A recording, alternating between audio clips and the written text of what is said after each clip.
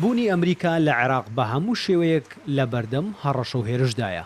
جیا لە هێرشەکانی دیکە ئەم جارەیان سەنتەرێکی فێربوونی زمانی ئینگلیزی تەنها لەبەرەوەی ناوی ئەمریکای لەسەرا لە نەجەف تەقێنرایەوە.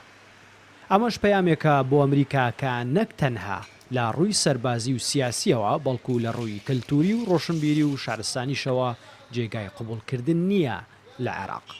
تەقاندنەوەی سەنتەری زمانی ئینگلیزی ئەمریکی لە نەجەف هەرچەندە پەیمانگاکە هیچ جۆرە پەیوەندیەکی بە ئەمریکاوە نییە و هیچ ئەمریکیەکیش تێیدا کار ناکات، تەنها ئەوە نەبێت کە ناوی ئەمریکای لەسەرە. پێشگە لە زیانی مادیش هیچ زیانێکی گیانی نەبووە، بەڵام پەیامێکی ڕوونی لە پشتەوەیە بۆ ئەمریکا.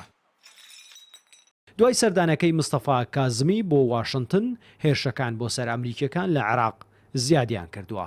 چەند کاتژمێرێک پێش تەقاندنەوەی ئەو سەنتەرەی فێربوونی زمانی ئینگلیزی، بۆمبێک بە چانە ئۆتۆمبیلێکی هێزە عێراقیەکاندا تەقیەوە کە کەلوپەلی سەربازی پێبوو لە ڕێگەدا بوون بۆ یەکێک لە بنکە سەربازیەکانی هاوپەیمانی نێودەوڵەتی.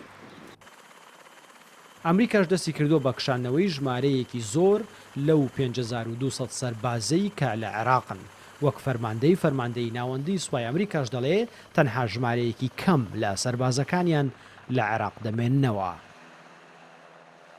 دوێنێش ڕۆژنامەی The Hill ئەمریکی بابەتێکی بڵاو کردوتەوە، تێیدا هەرێمی کوردستانی وەک شوێنێکی ئارام و دۆستێکی نزیکی ئەمریکا ناساندووە.